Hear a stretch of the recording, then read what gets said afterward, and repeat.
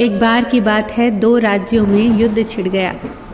जो छोटा राज्य था वो बहुत डरा हुआ था, क्योंकि उसके सैनिकों की संख्या कम थी।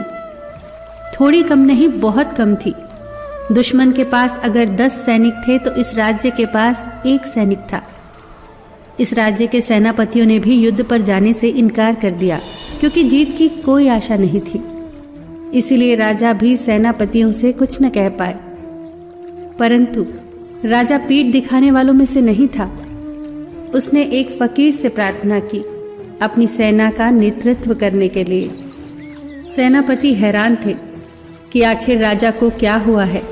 अगर हमने मना कर दिया तो क्या राजा एक फकीर को सेनापति बना देगा? एक फकीर को, जिसे युद्ध का कोई अनुभव नहीं, जो युद्ध पर कभी गया नहीं, जिसने कभी युद्ध किया नहीं और यहाँ तक जिसने कभी युद्ध की बात तक नहीं की। उसे राजा सेना के नेतृत्व की बात कर रहा है। बड़ी अव्यावहारिक बात थी, पर वो फकीर राजी हो गया। राजा को डर तो था, पर पीठ दिखाने से बेहतर था वीर गति को प्राप्त होना। सैनिक भी फकीर के साथ जाने से डर रहे थे, पर फकीर जोश से भरा हुआ था। सेनापति भी पीछे पीछे हो लिए कि भला देखे तो सही आखिर होता क्या है। जहां दुश्मन के पड़ाव पड़े थे उससे कुछ ही दूर एक छोटा सा मंदिर था।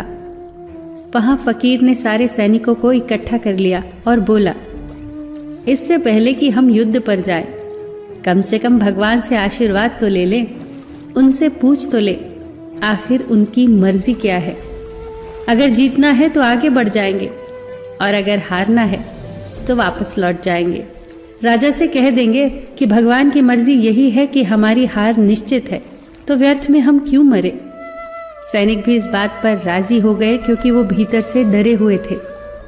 उस फकीर ने हाथ जोड़कर आंख बंद करके भगवान से प्रार्थना की। अपनी झोली से एक सिक्का निकाला और भगवान से कहा, हे भगवान, ये सिक्का मैं ऊपर उछालूंगा। अगर ये सीधा गिरा तो जीत हमारी होगी, और अगर ये उल्टा गिरा तो हमारी हार निश्चित है। प्रभु, अब सब तेरे हाथ में है। सभी की नज़र उस सिक्के पर टिकी थी। फकीर ने सिक्का उछाला। चमचमाती धूप में सिक्का जोर से चमका और नीचे गिर गया। सिक्का सीधा गिरा था। जीत तो निश्चित थी। फकीर ने सैनिकों से कहा, अब फिक्र छोड़ दो।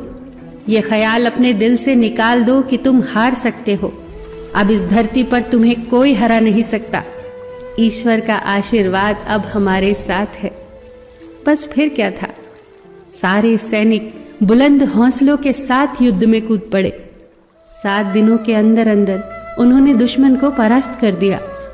उसी सेना को जो आकार में उनसे 10 गुना बड़ी थी।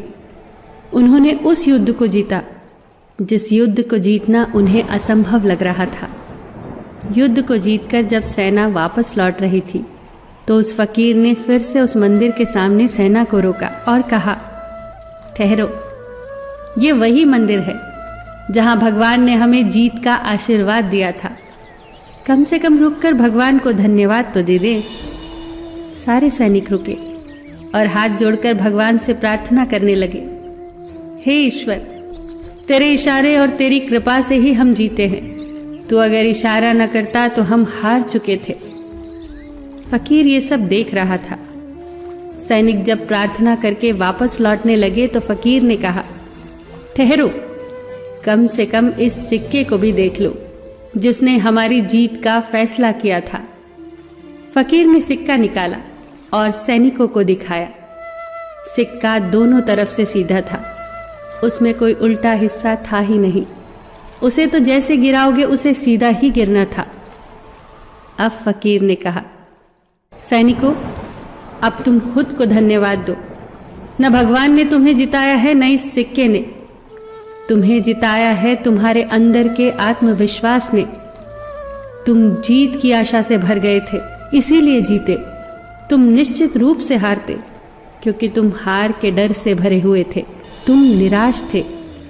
तुम जानते थे कि हारना ही है, पर तुम जीते क्योंकि तुम्हें अपनी जीत पर विश्वास हो गया था।